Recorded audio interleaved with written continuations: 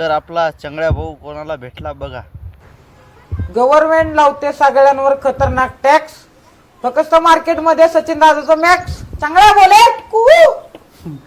असा विषय मित्रांनो आज भेट झाली. 2-3 दिवसापासून मला त्याला भेटायचं होतं. मी कोणाला भेटण्यासाठी कॉल करत नाही, पण पहिला हा व्यक्ती की मी त्याला भेटण्यासाठी आज 2 ते 3 कॉल केले. मी आज आयल्यानगरच्या ब्रँचवरती गेलो, खाली गेलो, शेवगावला काही कार्यक्रम होता आणि आज वाघोलीच्या ब्रँचवर मी त्या दिलं होतं. त्यांना वाघोलीच्या ब्रँचवर बोलून घेतलं. तर आज मी वाघोलीच्या ब्रँचवर आलतो, त्याची खरेदी वगैरे केली. मित्रांनो खरंच एकदम साधा आणि भोळा मुलगा आहे आणि जो पण एखाद्याला असं आयुष्य देतो ना, बघा तो 2 महिन्यापूर्वी कोणाला माहित पण नव्हता, त्याचं खरं नाव शुभम आहे. 2 महिन्यापूर्वी तो कोणाच्या नजरेची नव्हता आणि त्याला देवाने आज एवढी मार्केट एवढी पब्लिसिटी दिली की आज त्याला लोक चालता स्टार समजतात, ते चालता त्याच्यावर फोटो काढतात. ते म्हणजे खरंच अभिमान वाटतो. आणि मी तुम्हाला एक सांगतो आणि ऐका मित्रांनो, खरंच कळकळीची विनंती आहे, लय साधा भोळा मुलगा आहे, त्याला होईल तेवढा सपोर्ट करा.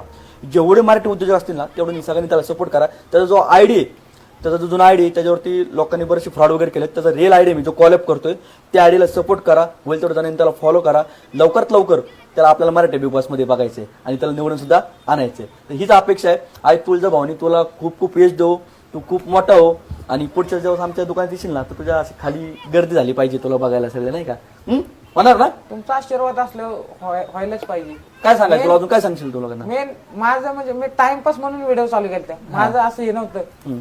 मी ना फक्त मला पब्लिकांचं मन जिंकायचं होतं आणि ते नाथबाबांनी माझे गारण ऐकले. सवय सारख्याचं चांग भले.